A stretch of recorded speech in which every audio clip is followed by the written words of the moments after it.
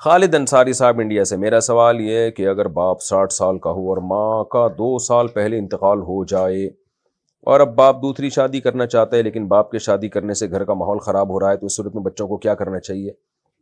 بچوں کو چترول لگنے چاہیے باپ کی طرف سے۔ گھر کا ماحول خراب اس لیے ہو رہا ہے کہ بچے باپ کی شادی کو ایکسیپٹ نہیں کر رہے، تو یہ ماحول خراب کرنے کے ذمہ دار بچے ہیں۔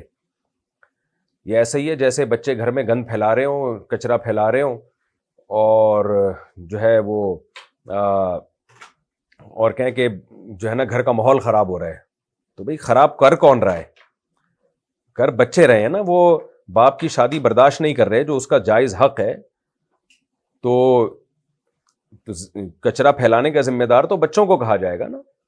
تو کیوں گھر کا ماحول خراب ہو رہا ہے؟ اس کا رائٹ ہے، وہ اگر زوجہ چلی گئی ہے دنیا سے، بیوی کا تو کوئی متبادل نہیں ہوتا، اولاد بیوی کی متبادل نہیں ہوتی۔ بہت سی باتیں آدمی راز و نیاز کی اپنی بیوی سے کرتا ہے، بیوی شوہر سے کرتی ہے۔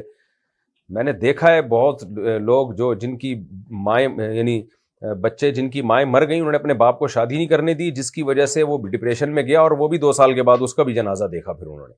ایک صاحب میرے پاس روتے ہوئے آئے، کہتے ہیں کاش میں اپنے باپ کو شادی کرنے دیتا تو سکون سے شاید وہ اور زیادہ کچھ ٹائم دنیا میں گزار لیتا، لیکن نہیں کرنے دیتے بچے۔ اور بعض تو ایسے کمینے ہوتے ہیں، ایسے بغیرت ہوتے ہیں کہ اس لیے نہیں کرنے دیتے کہ جائیداد میں 8واں حصہ بیوہ کے پاس نہ چلا جائے ابا کے مرنے کے بعد۔